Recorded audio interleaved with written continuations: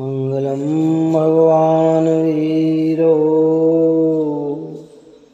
मंगलम गौतमो गणे मंगलम कुंद कुंदाद्यो जेन्द्रमस्तु मंगलम सर्वमंगल मांगल्यम सर्वकल्याणकारकम प्रधानम सर्वधर्माणां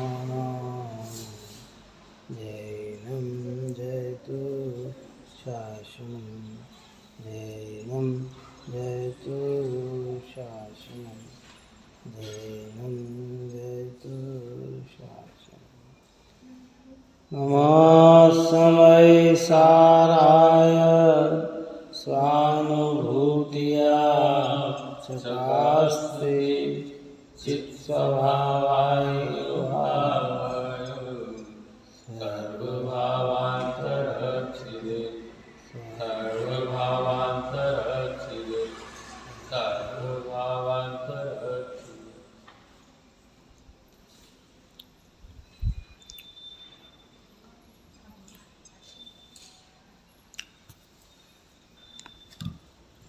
अथ अपने 269 नंबर की चल रही थी।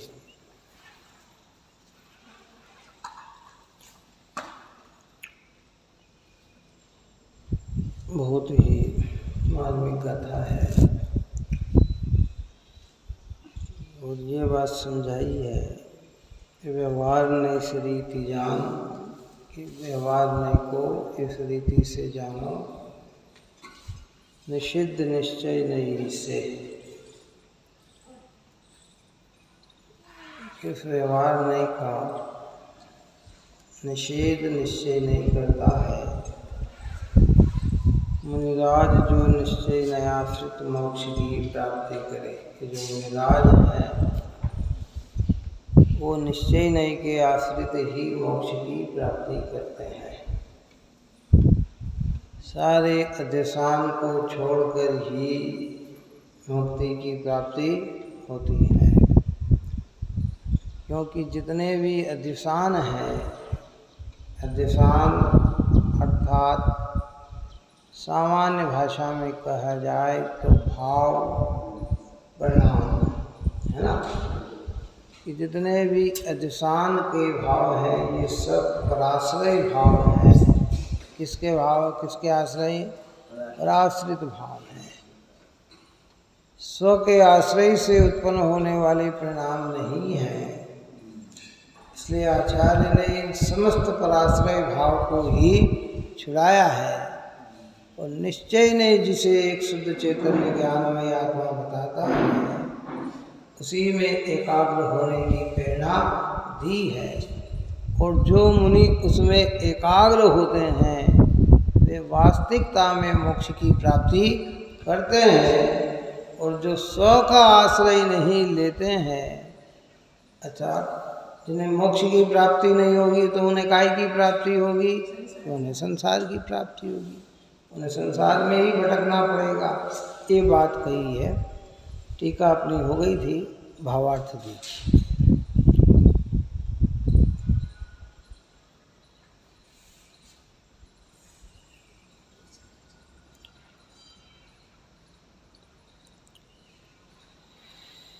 आत्मा के पर के निमित्त से जो अनेक भाव होते हैं वे सब व्यवहार नई के विषय हैं, इसलिए व्यवहार नहीं पराश्रित है।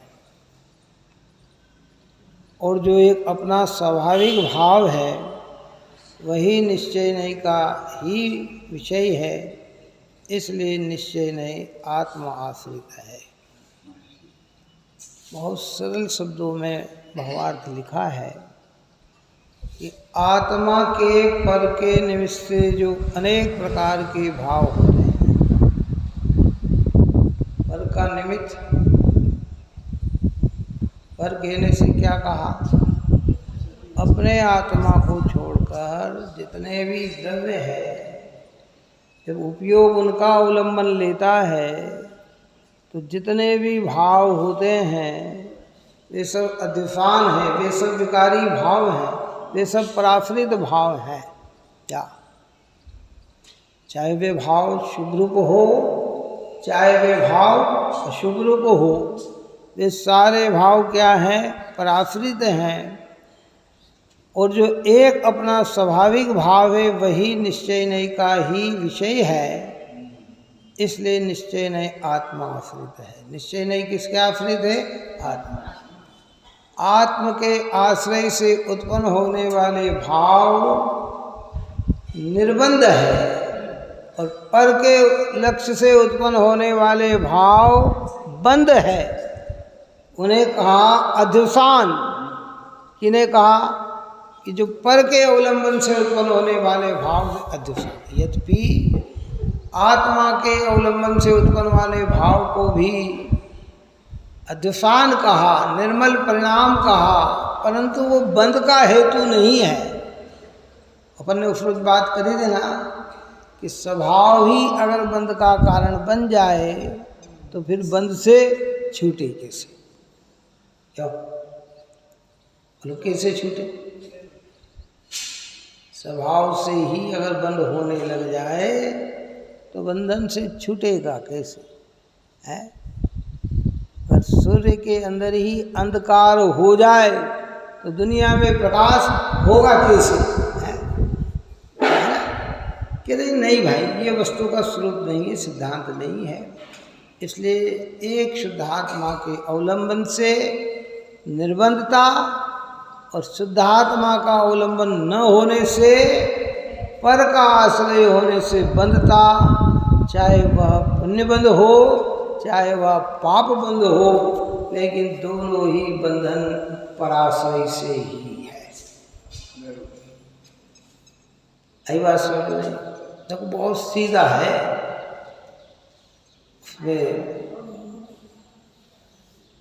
तत्व ज्ञान भागमाला 7 में लोगों ने कहा संसार और मोक्ष की सामान्य परिभाषा क्या? कि अपना उपयोग अपने में न लगकर पर में लगे ये संसार, और अपना उपयोग अपने में लग जाए, बस यही मुक्ति का मार्ग। और इसका ही निर्णय करना है। इसलिए निश्चयात अध्यवसान भी व्यवहार नय का ही विषय है। ये जितने अध्यवसान, कैसे अध्यवसान कहे थे? 3 प्रकार के अध्यवसान को सारे अध्यवसान में बांधा था।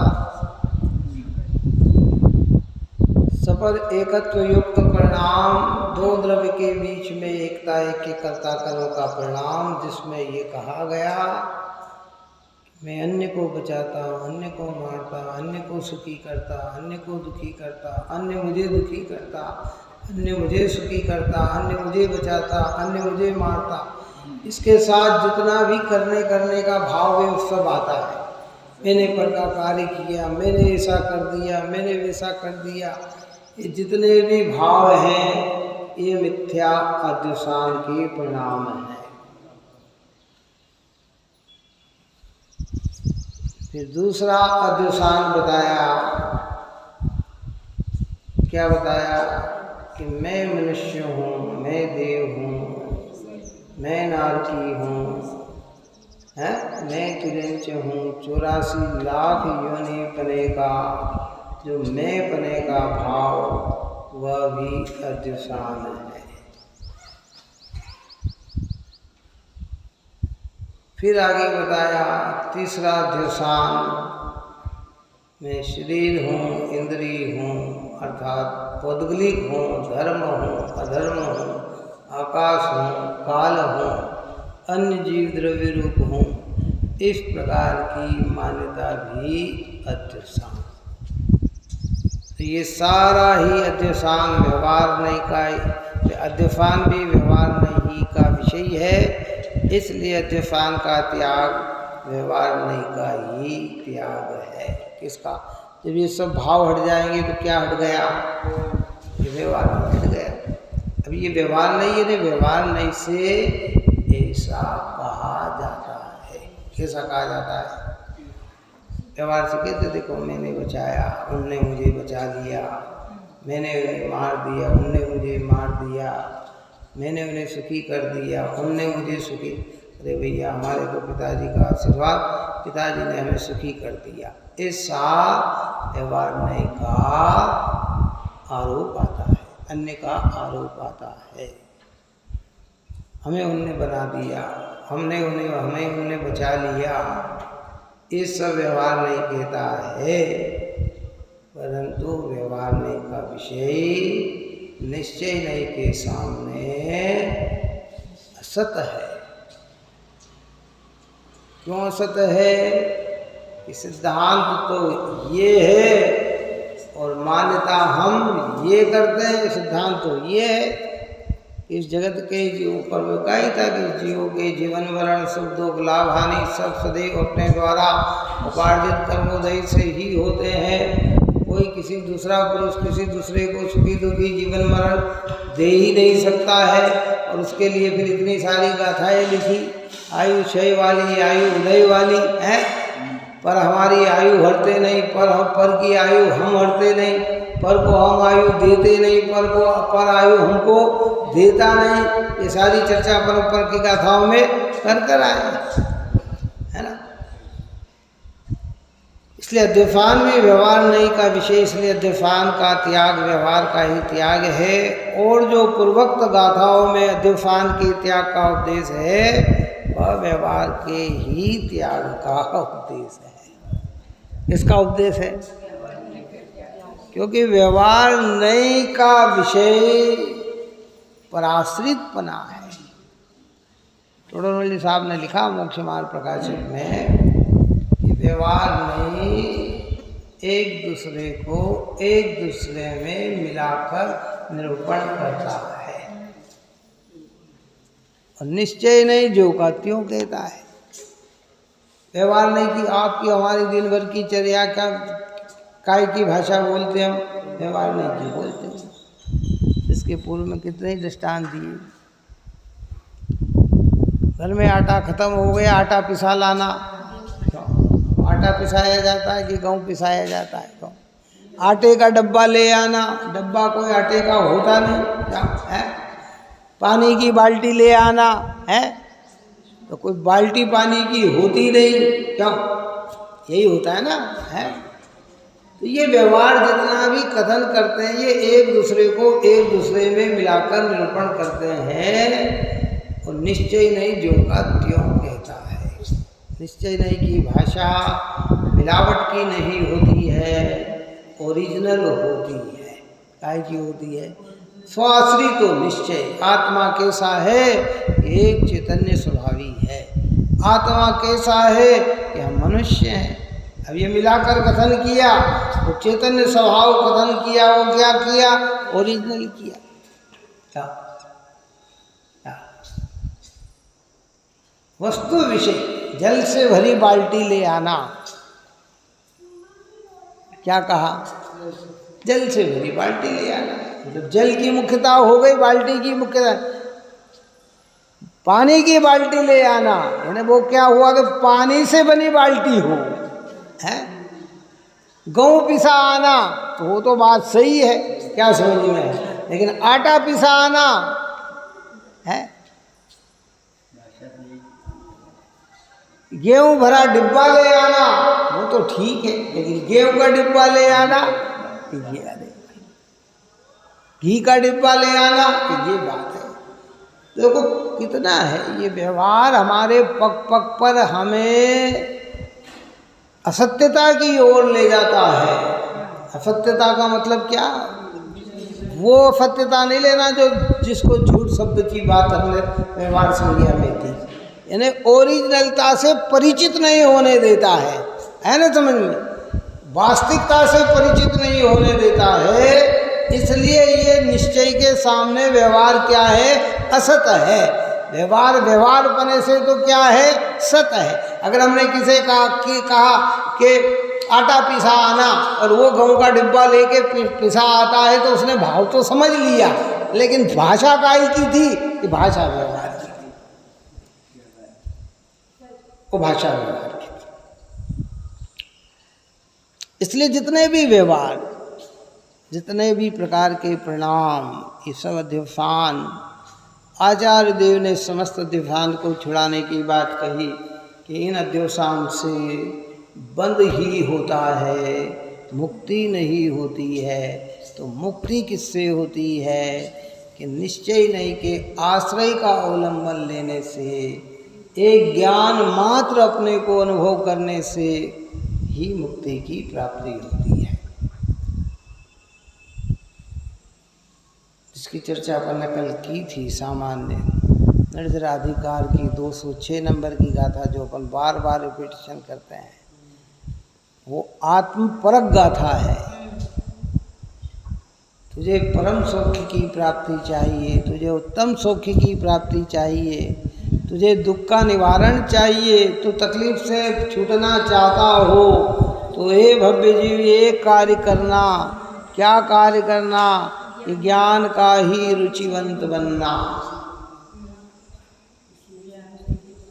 ज्ञान में ही संतुष्ट होना, ज्ञान में ही तृप्त होना, तो उत्तम सौख्य की तुझे प्राप्ति होगी। देखो शब्द भी क्या लगाया, सौख्य की प्राप्ति होगी, ये नहीं उत्तम सौख्य की प्राप्ति होगी। जब उत्तम शब्द लग जाता है तो वो सम्यक हो जाता है। तो जगत के सुख कैसे हैं? सुखी हैं, सुखी हैं, सुखी हैं। कल अपन ने अनेक प्रकार के सुखों की चर्चा की थी कि जगत के जीव काय से अपने को सुखी मानते हैं, क्या है? लेकिन ये सब सुख वास्तविक सुख नहीं है। वास्तविक सुख परावलंबित नहीं होता है। वास्तविक सुख सौलभ। ये देख पहला सुख निरोगी काया होना चाहिए तो सुखी। जिनकी काया निरोगी, क्या वे सही सुखी है? क्या और जिनकी काया नहीं है वे सिद्ध भगवान दुखी है? क्या सिद्ध भगवान की तो काया ही नहीं है। व्यवहार से कहा जाता है, क्या कहा जाता है? पहला सुख निरोगी काया, दूसरा सुख घर में हो माया, धन रुपया पैसा हो तो यह सुखी हो गए है। उन राजों को धन रुपया पैसा नहीं है तो क्या वे दुखी है? क्या और जिनके धन रुपया पैसा है क्या वे सुखी है? क्या है? कई लोगों को तो जेल में जाने के कारण धन रुपया पैसा बन जाता है।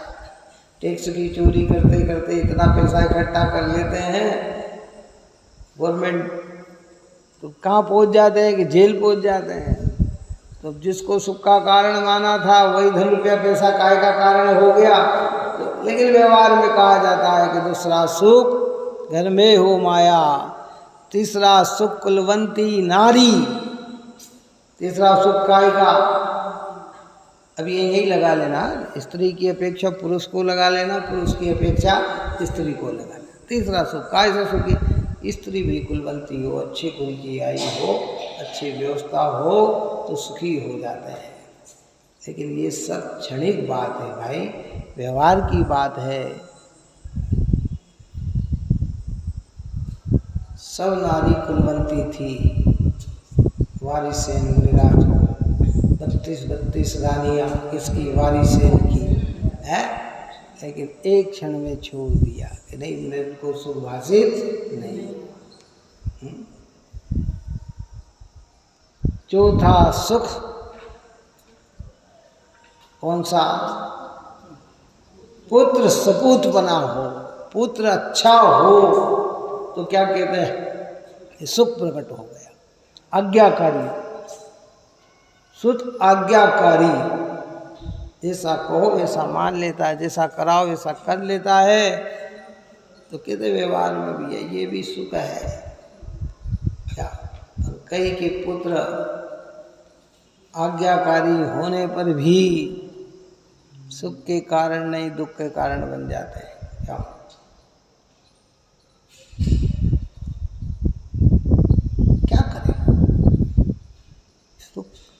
ये सब नकली सुख है, व्यवहारिक सुख है। लोग व्यवहार में कहते हैं, एक दूसरे का कंपटीशन रखकर ये बात करते हैं, ये सब व्यवहार है। ये कहने में आता है। और फिर क्रम से बहुत सारे सुख की चर्चा अपन ने की थी।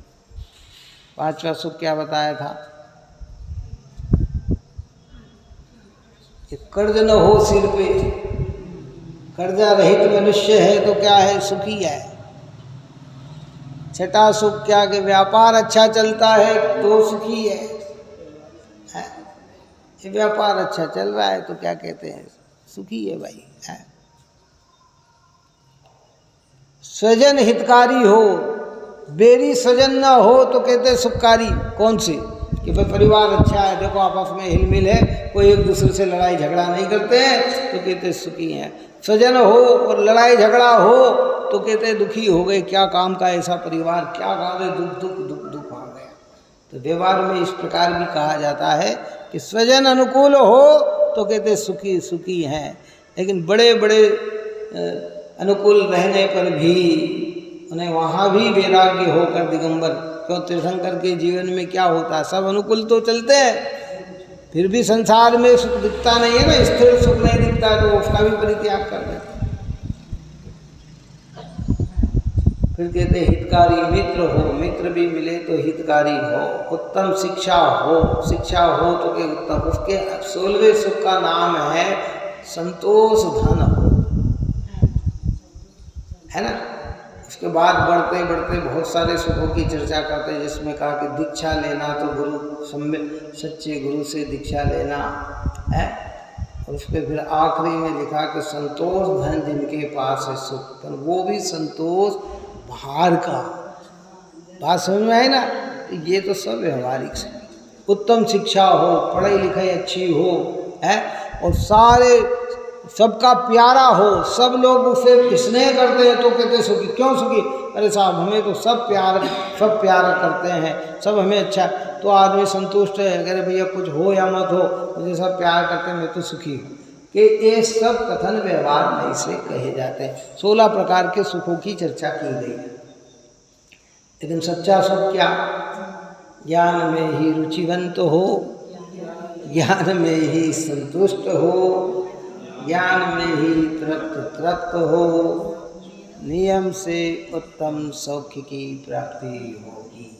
ज्ञान यानी आत्मा, आत्मा यानी मैं मुझ में ही संतुष्ट हो जाऊं, तृप्त हो जाऊं, इसी की रुचिता कर लूं, तो कहते हैं यही तेरे लिए सुख का साधन है। और दूसरा सुख के, अब जितना सुख कहा जाता वो सब व्यवहार में। जहाँ दिवसानों में सुख कहा जाता वो व्यवहार, दिवसान सुख का कारण नहीं है, जो बंध का कारण है वो सुख का कारण नहीं है। व्यवहार संसार ऐसे ही है। संसार में तो दुख के कारणों को सुख का कारण कहा जाता है, लेकिन जिन वाणी कहती है निश्चय सुख भाई। क्या इसलिए कहा कि सारे, इसलिए दिवसान का त्याग व्यवहार नहीं का ही त्याग है। और जो पूर्वोक्त गाथा में दिवसान के त्याग का उपदेश है वह व्यवहार नहीं के ही त्याग का उपदेश है। इस प्रकार निश्चय नय को प्रदान करके व्यवहार नय के त्याग का उपदेश किया है। किसको, निश्चय नय को प्रदान करके व्यवहार नय का त्याग का उपदेश किया है। एक गायक के सामने सारे व्रत तपशील संयम के परिणाम के का भाव भी न आए, ऐसी बात कही है। और एक गायक के सामने, क्योंकि वो भी अध्यवसान है, क्योंकि वो भी पराश्रय भाव है, शुभ भाव है। किसी जीव को मारने के भाव से क्या उत्पन्न होता है। हम किसी को मारें या मारने के भाव करें तो बोलो क्या उत्पन्न होता है, पाप उत्पन्न होता है। किसी जीव को हम बचाएं और सुखी करने का भाव करें तो क्या उत्पन्न होता है, ये पुण्य होता है। तो दोनों ही पर के आश्रय से होंगे। मारने का भाव भी पर के आश्रय से होगा, बचाने का भी भाव पर के आश्रय से होगा। तो उसमें बंद। तो कहते हैं दोनों भाव का परित्याग किसके आश्रय से होगा? एक ज्ञायक भाव के आश्रय से होगा। जब ज्ञायक भाव को मुखी करेंगे, ज्ञायक में रहेंगे, तो वहाँ न मारने का भाव होगा, न बचाने का भाव होगा, न दुखी करने का भाव होगा, न सुखी करने का भाव होगा।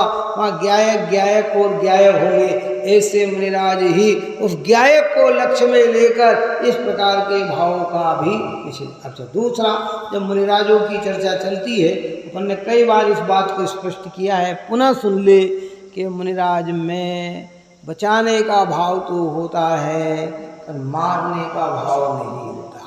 सुखी कराने का भाव तो होता है पर दुखी कराने का भाव, क्योंकि जितने भी ज्ञानी धर्मात्मा मुनिराज होते हैं ये सबका हित तो सोचते हैं लेकिन अहित नहीं सोचते। लेकिन वो भाव भी उनके लिए बंद का ही कारण है।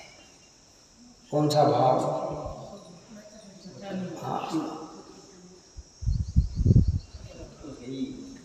हाँ, और अगर उस भाव को बंद के कारण को मुक्ति का कारण मान लेना तो वे स्वरूप विपर्य हो गए। आगे उन्हें पता ही नहीं है ये बात। जिसको ऊपर की गाथा में कहा कि दृष्टि में क्या हो गया? मिथ्यापना हो गया।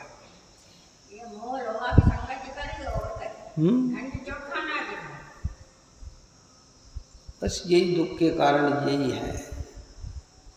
मोह, राग और देश 60 शब्दों में कहे जाए तो दुख का और कोई तीसरा नाम नहीं है। बस इस तीन में ही सारी संतति, सारे पर सुख दुख दाता कोई न हान, मोह राग रस दुख की खान, निज को निज पर को पर जान, फिर दुख का नहीं देश निदान है।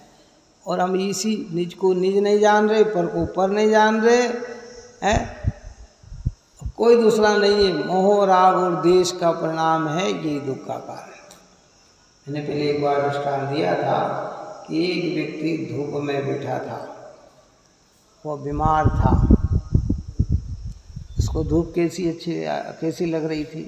अच्छी लग रही, ठंडी ठंडी ठंड धूप अच्छी लग रही थी।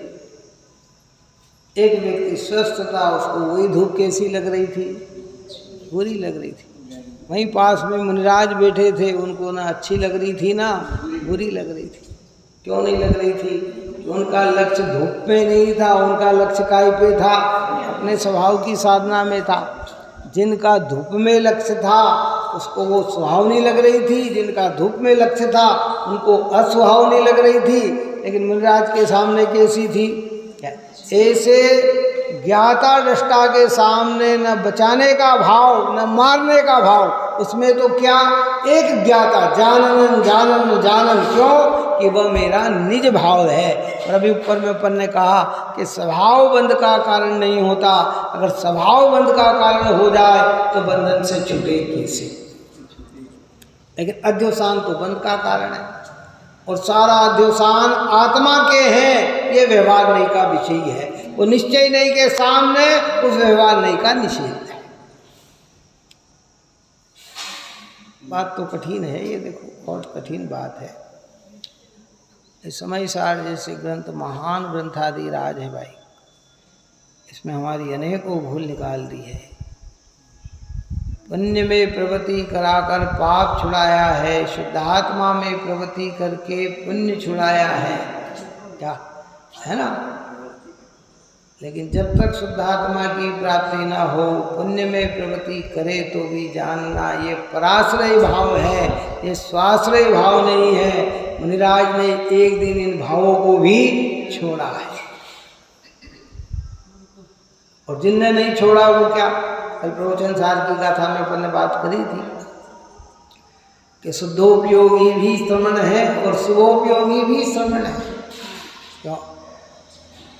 यहाँ द्रव्यलिंगी भावलिंगी की बात नहीं चल रही है, भावलिंगी की बात चल रही है। एक मुनिराज छठे गुण स्थान वाले विकल्पात्मक, और एक मुनिराज विकल्प से रहित निर्विकल्प। तो निर्विकल्प में लीन होते हैं वे मुक्ति को प्राप्त हो जाते हैं, और जो विकल्प में रह जाते हैं वे स्वर्ग को प्राप्त होते हैं। शुभोपयोगी स्वर्ग को प्राप्त होता है, सिद्धोपयोगी पांचों पांडव मुनिराज में 3 मुनिराज सिद्धोपयोगी हो गए तो निर्वाण को प्राप्त हो गए, 2 मुनिराज शुभोपयोगी रहे तो सर्वार्थ सिद्धि को प्राप्त हो गए। क्या जिनके अशुभ भाव है उनकी तो बात ही नहीं है।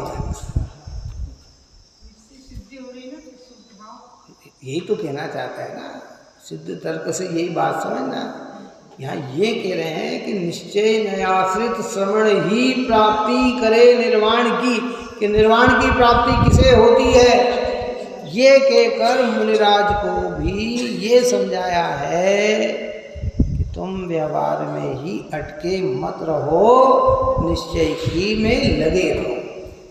सर्वथा व्यवहार में ही रह जाओगे तो भी तुम अपना कार्य सिद्ध नहीं कर पाओगे। अब इस बात को अज्ञानी जी उल्टा पकड़ता है। अरे साहब ये तो सब व्यवहार का निषेध करते हैं, व्यवहार का निषेध करते हैं, व्यवहार का निषेध करते हैं। व्यवहार का निषेध ऑटोमेटिक हो जाता, करना नहीं पड़ता है भाई। निश्चय पकड़ में आया तो व्यवहार क्या हो गया। और वो कल दृष्टांत दिया था ना कि भैया बड़े मंत्री आ जाए तो छोटे मंत्री स्वयं सीट खाली कर देते हैं। कौन खाली कर देते हैं? अच्छी तरह से बिठा रखा है और आ गए तो कह रहे सब आप बैठिए, वो उड़ जाते हैं। जब निश्चय की बात पकड़ में आई, व्यवहार स्वतः ही हट जाता है कि भाई मेरा काम क्या है है? और जब तक निश्चय नहीं प्रकट में ना आए तब तक व्यवहार से समझना समझाना, ये जिनवाणी माता की रही है।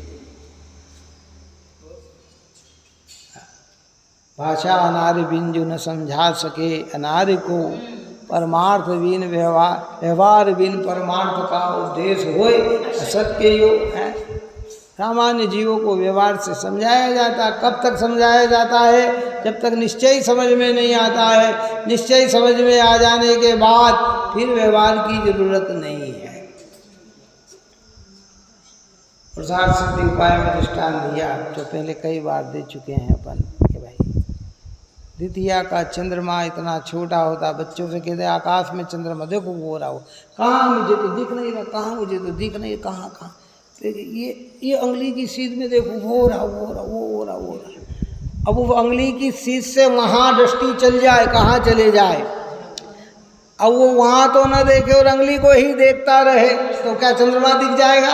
और जैसे ही चंद्रमा उसको दिखा तो अंगुली दिखेगी कि नहीं दिखेगी? कि अंगुली गौण हो गई, अब तो खाली क्या दिख रहा है? चंद्रमा दिख रहा है उसको, है? तो ये हस्तावलंबन है, ऐसा व्यवहार नहीं। लेकिन अब कोई इसी को पकड़ के बैठ जाएगा तो क्या? दूसरा दृष्टांत दिया बिलाव का, है? बच्चे ने जिद कर ली मुझे शेर देखना, मुझे शेर देखना, पिताजी से जिद कर ली। अब शेर कहाँ मिले? शेर तो जंगल में होते हैं। क्यों? बबड़ शेर कहाँ होते? जंगल में होते हैं। उन्हें तो देखना कि मुझे देखना देखना। तो घर के अंदर बिल्ली घूमती थी, उन्होंने कहा कि ये बिलाव है, देख ये शेर है, इसको दिखाकर उसको दिखाना था। किसको दिखाना था? अब कोई बालक उसको ही शेर मान ले तो बिल्ली तो उससे डरती है। किससे डरती है? व्यक्ति से बिल्ली आते है वो भाग जाती है। अब शेर आ जाए और सच्चे शेर को न देखे और उसके सामने जाके खड़ा हो जाए तो फिर क्या होगा? कि मरण को प्राप्त हो जाएगा। ये तो समझाने के लिए तुझे इस प्रकार की प्रक्रिया समझाई थी, तूने परमार्थ मान लिया। व्रत तप शील संयम आदि को मोक्ष का कारण व्यवहार से कहा था, क्योंकि मोक्ष का कारण तो वितराग भाव है, सम्यक दर्शन ज्ञान चारित्र का परिणाम है, स्व आश्रय का परिणाम है। लेकिन स्व आश्रय जहाँ होता है वहाँ इस प्रकार का व्यवहार होता है। तो स्थूल दृष्टि वाले को वो बात बताई, अब उसने उसी को मोक्ष मार्ग मान लिया और वितराग भाव की ओर दृष्टि न करी तो कहते हैं कि तुझे मुक्ति मिलने वाली नहीं। इसलिए ये संपूर्ण अध्यवसान ही त्यागने योग्य है।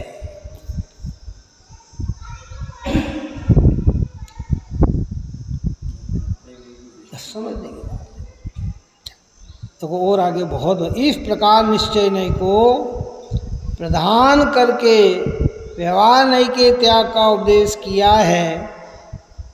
उसका कारण यह है कि देखो बहुत बढ़िया सिद्धांतिक बात करते हैं। उसका कारण यह है कि जो निश्चय नहीं के आश्रय से प्रवर्तते हैं वे ही कर्म से मुक्त होते हैं, और जो एकांत में व्यवहार के ही आश्रय प्रवर्तते हैं वे कर्म से कभी मुक्त नहीं होते। ऊपर के टीका में एक नीचे लाइन में एक बहुत मार्मिक बात कही है ना। देखो क्या कहा ऊपर की टीका में, पढ़ेंगे कल, शायद भूल गए अपन पढ़ना ये है क्या, पराश्रित व्यवहार नहीं का आश्रय तो एकांत मुक्त नहीं होने वाला अभव्य भी करता है। कौन करता है? अभव्य जीव कहाँ तक? प्रायोग्य लब्धि को प्राप्त करके, मुनिपने को प्राप्त करके, बाहर के व्रतादि को यथेष्ट आचरण करके ज्ञान विवेक तक तो वो भी चला जाता है, लेकिन मुक्ति की प्राप्ति नहीं होती। इससे सिद्ध होता है कि अकेले व्यवहार से मुक्ति की प्राप्ति नहीं होती है, निश्चय के आश्रय से ही मुक्ति की प्राप्ति होती है। कहाँ तक जाएगा जी? पुण्य भाव, हमने बोला ना, पुण्य भाव से स्वर्ग आदि पद बार बार पा जाता हूँ, निज अनर्घ पद मिला न इससे अर्घ चढ़ाता हूँ। है भाई, है आज तक मुझे निज अनर्घ पद नहीं मिला जिससे कर्मों का नाश हो, जिससे मेरा चैतन्य आत्मा पुण्य प्रकट हो, ऐसा नहीं है। स्वर्ग आदि की प्राप्ति तो बार बार मुझे हो गई है। अनंत भव परावर्तन में हमने अनंतों बार स्वर्ग की प्राप्ति की है। एक परावर्तन में एक बार भी स्वर्ग माना जाए तो अनंत परावर्तन में कितना हो गया? 5 परावर्तन भवमाही जीव ने किए, भवमाही किए जीव ने अनंत बार किए परावर्तन, 5 परावर्तन। एक परावर्तन का काल अनंत काल, ऐसे अनंत काल के अनंत परावर्तन। तो स्वर्ग आदि में तो बार बार चले गए हैं। अब लक्ष्य स्वर्ग का नहीं, लक्ष्य का मोक्ष। शुभ भाव छोड़ना नहीं, शुभ भाव छूट जाए ऐसा प्रयत्न करना। क्या कहा? और शुभ भाव छूट जाएगा मतलब अशुभ में जाने के लिए नहीं, शुद्धता में जाने के लिए शुभ भाव छूट जाए ऐसा प्रयत्न करना। और नहीं तो क्या होगा? तेरी और गति दुर्गति हो जाएगी और खराब हो जाएगा।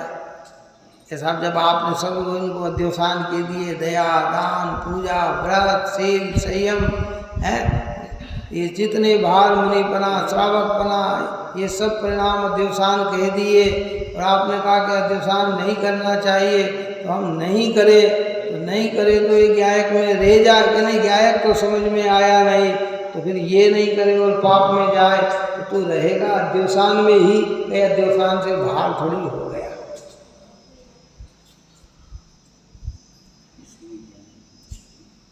इसलिए जो इस बात को पूरी तरह से नहीं समझते हैं ना, वो गड़बड़ में रह जाए। वो कहते हैं देखो भाव, ये तो पुण्य को भी छोड़ने की बात कहते हैं कि भाई छोड़ने की बात क्या कहते हैं? जिनने पुण्य छोड़ा यही तो भगवान बने। हम जिन अनंत भगवान को वंदन करते हैं, बोलो उनमें कौन सा पुण्य भाव? एक भी पुण्य भाव हो तो बता दें कि ये पुण्य भाव है अनंत के अंदर। सिद्ध भगवान के अंदर ये पुण्य का भाव है? वो छोड़े तो ही तो बने ना, है? मुनि दशा में तो पुण्य भाव बता सकते हैं। काय में मुनिराज में 28 मूल गुणों के जितने भी पालन के भाव हैं, सब पुण्य भाव है। क्या ये सब पुण्य भाव है? 5 महाव्रत, 5 समितियों को पालना, 5 इंद्रियों का विजय होना, 6 आवश्यक पालन करना, 7 गुणों की पालनता करना, ये सब इनके पुण्य भाव है। मुनिराज मंजन न करे तो पुण्य, हम मंजन करे तो पाप। मुनिराज स्नान न करे तो पुण्य, हम स्नान करे तो पाप। बात ही सब समझ में नहीं आई। ये व्यवस्थित व्यवस्था है ये, इसमें कौन क्या कर सकता। महाराज आहार करे तो पुण्य, हम आहार करे तो पाप। महाराज नग्न रहे तो पुण्य, हम नग्न हो जाए तो पाप। बात समझ में आई कि नहीं आई? ये सब समझने की बात है। ये सब ये सब हम खोटे भाव से हम ये प्रवृत्ति करते हैं। मुनिराज धन्य है दिगंबर संत मुनिराज, लेकिन वे एक दिन इससे भी परे उड़ जाते हैं, इससे भी ऊपर उड़ जाकर आत्म साधना में रत रहते हैं। पराश्रित भाव नहीं, स्वाश्रित भाव। इसलिए स्वाश्रितो निश्चय, पराश्रितो व्यवहार, और निश्चय के सामने वो व्यवहार झूठा।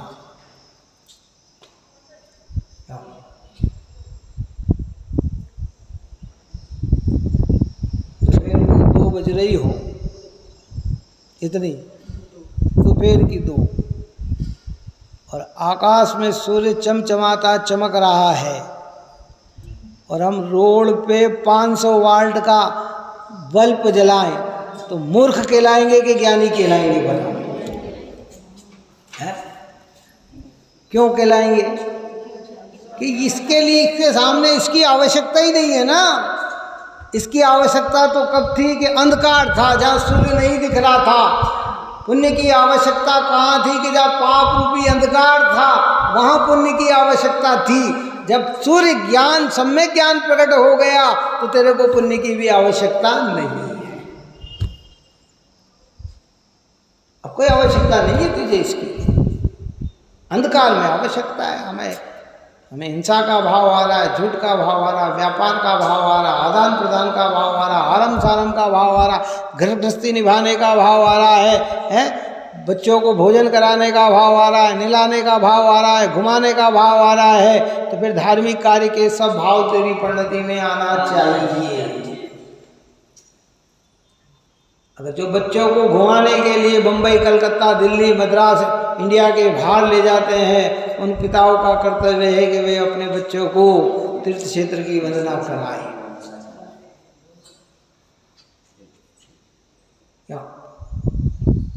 जिन पिताओं को अपने बच्चों को पालन पोषण का भाव आता है, ऐसे धर्मियों को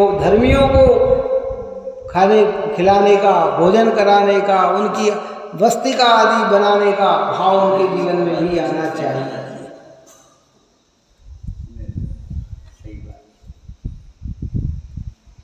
जिन्हें घर के माता पिता की सेवा करने का भाव आए, उन्हें गुरुजनों की सेवा करने का भी भाव आना चाहिए। ये वस्तु व्यवस्था इतनी सुंदर है। और जिन्हें एक गायक भाव आए, उन्हें किसी के भाव की आवश्यकता नहीं। तो कल अपन ने कहा था, गाथा के देखे जो परम भाव उसको शुद्ध नहीं ज्ञातव्य है, ठहरा जो अपर भाव में व्यवहार से उद्दिष्ट है। 16 ताव चढ़ावा शुद्ध सोना मिल गया। अब हमें नीचे के ताव चढ़े हुए सोना हमारे लिए प्रयोजनवान नहीं है ना। ऐसे एक ज्ञायक भाव आ जाए तो दूसरी चीज की आवश्यकता नहीं। लेकिन ज्ञायक भाव की प्राप्ति नहीं हुई हो, 16 ताव चढ़ावा सोना ना मिला हो, 100 टंची सोना ना मिला हो, तो तू इसके नीचे का भी सोना खरीद लेना, परंतु लक्ष्य रखना कि 16 ताव चढ़ावा ही सोना श्रेष्ठ है। हमारे यहाँ एक बात गाथा आती है ना, कहते हैं ना अष्टपावन में कहा, जो शक्य है उसको करे और अशक्य की श्रद्धा करे, श्रद्धान ही सम्यक्त है, वृषभादि सब जिनवर कहे। आदिनाथ भगवान से लेकर महावीर पर्यंत तक सारे जिनवरों ने एक बात कही धार्मिक, कि जो कर सकता उसे कर, और जो नहीं कर सकता उसकी श्रद्धा रख। है शुद्धोपयोग को प्राप्त कर सकता तो कर, नहीं तो प्राप्त करने योग्य यही है। जितना प्रयत्न कर सकता कर। अभी आप और हम मनुष्य जीवन में अभी क्या प्राप्त कर सकते हैं? केवल ज्ञान प्राप्त नहीं कर सकते, लेकिन सम्यक तो प्राप्त कर सकते हैं। तो सम्यक तो प्राप्त करें और केवल ज्ञान प्राप्त करना है उसका श्रद्धा करें कि प्राप्त मुझे क्या करना, केवल ज्ञान प्राप्त करना। जितना कर सकते हैं उतना कर सके। सम्यक भी बन सकते हैं, एक देश अनुव्रत धारण कर सकते हैं, जितने सदाचार का जीवन जी सकते हैं, तो ये करो और मुनि बनने की भावना रखो। काहे की बनो? जो मुनि बन गए हैं वो मुनि के कार्य करे और भगवान बनने की भावना रखे। हाँ, अब शुभ उपयोग तो हो गया, मुझे तो सब तरफ से उपयोग खींचकर अपने से। देखो पंचम काल के मुनिराजों ने ये बात लिखी। आज से 1000 वर्ष पहले और 2000 वर्ष पहले आचार्य अमृतचंद्र देव जो हुए, अमृतचंद्र देव और कुंद आचार्य हुए, वे भी इस पंचम काल के ही थे, कहीं बाहर के नहीं थे। उन्होंने भी अपनी व्यवस्थित व्यवस्था से ये बात को समझा। हम बिल्कुल धीरे से समझे, गंभीर होकर समझे। इसलिए कल मैंने एक बात कही कि ये बार बार रिपीटिशन करने का मतलब हमारे अंदर ये संस्कार जम जाए। दुनिया में कितनी ही चर्चा की जाए, सुनना, लेकिन सम्यक प्रकार से विचार करना। जहाँ जहाँ पुण्य को छोड़ने का बात कही, है की बात कही, पुण्य को बंद का कारण कहा, वहाँ सब स्वभाव को मुख्य करके कहा गया है कि तू स्वभाव में रत रहे, लेकिन तेरी ताकत स्वभाव में रत रहने की नहीं है, तो तू फिर शुभ कार्य में ही संलग्न होना, स्थूल अशुभ में जाना मत, पापाचार में लगे मत लेना, इसी को श्रेष्ठ मत मान लेना। क्योंकि भाई जीवन का अंत किस क्षण में जाके हो जाए कहा नहीं जा सकता। कब समझ लेंगे? सब बाद में समझ लेंगे, बाद में समझ लेंगे। अरे भाई क्या पता आयु कब पूरी हो जाए। इसलिए कबीरदास ने अच्छी बात के लिए कहा कि काल करे सो आज कर, आज करे सो अब, पल में परलय होगी, गौरी करेगा। इकाई के लिए कहा काल करे सो आज कर, अच्छे कार्य के लिए, इसलिए उसका शब्द का प्रयोग किया, अच्छे कार्य के लिए है। और बुरे कार्य के लिए तो हमारे ज्ञानियों ने एक रचना अलग से लिख दी इसी को बनाकर।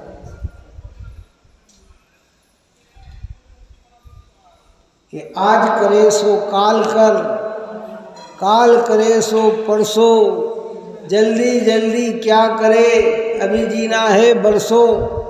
अगर पाप कार्य में तेरा मन जाए तो कि भाई आज कर रहा है तो कल करेंगे, कल करेंगे तो परसों करेंगे, जैसा कल परसों तो हो गया कि अभी जल्दी जल्दी क्यों कर रहे हैं, अभी तो जीवन पड़ा है, कर लेंगे, कभी भी कर लेंगे। लेकिन अच्छे कार्य के लिए क्या, काल करे सो आज कर। ये कब समझेंगे कि आज समझ, आज अवसर मिला, कल अवसर मिल पाए ना मिल पाए, क्या गारंटी?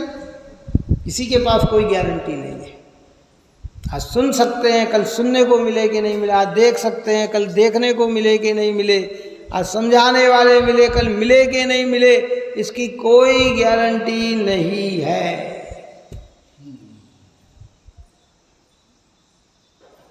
और जिनने कल को, अच्छे कार्य को कल पे नहीं डाला, वे ही उत्तम गति को प्राप्त हो गए।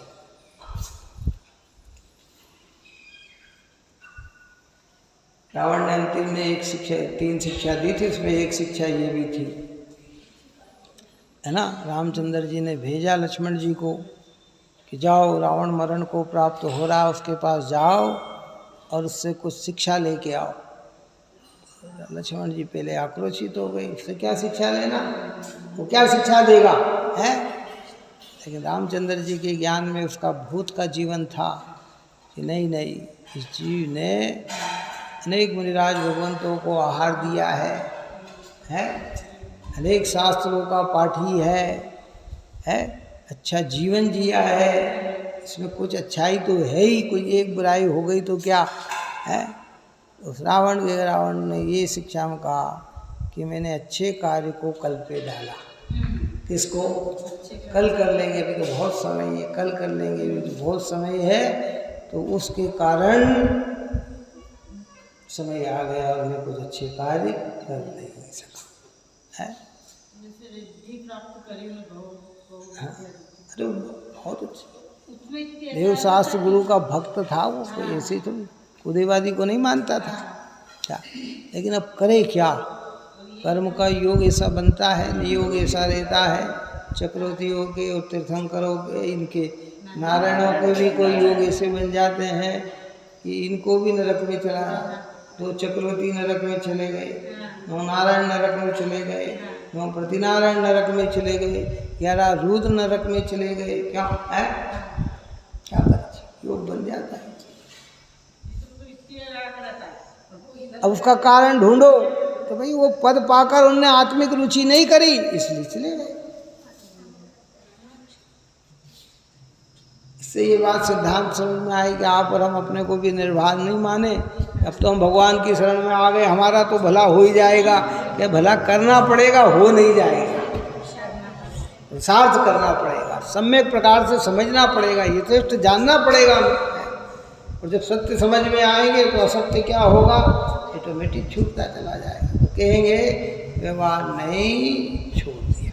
क्या एकांत में व्यवहार के ही आश्रय से परिवर्तते हैं, वे कर्म से कभी मुक्त नहीं होते। एकांत, एकांत मतलब क्या कि आत्मा को न जानकर, आत्मा को न समझकर, आत्मा की रास्ता न लेकर दया दान पूजा भक्ति व्रत शील संयम बाह्य आचरण में ही जो पूरी तरह से प्रवर्तते हैं, उन्हें भी कभी मुक्ति की प्राप्ति नहीं होती।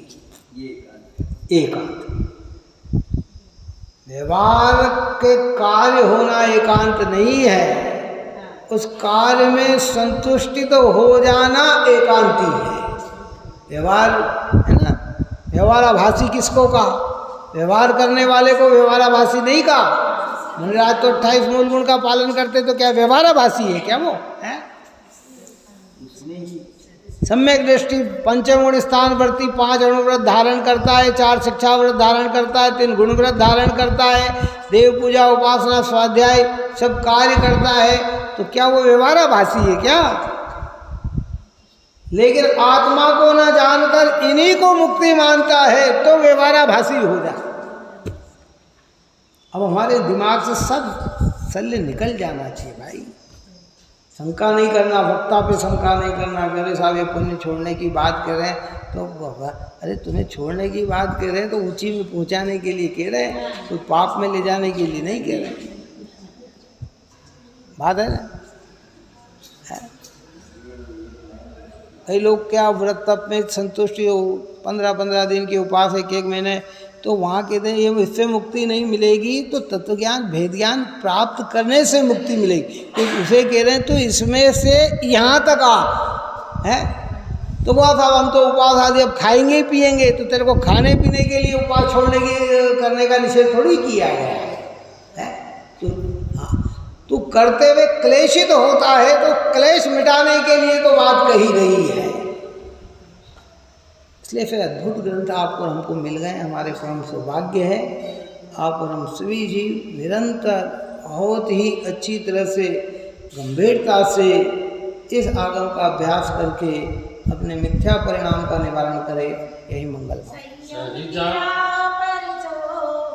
चलना सिखाया तूने, एक बार बहुते भी पार करा दे। जिनवानी माँ में तेरी शरणा रहूंगा इस दिन, एक बार बहुते पार करा दे। मुड़ के ना देखूंगा संसार, जिनवानी माँ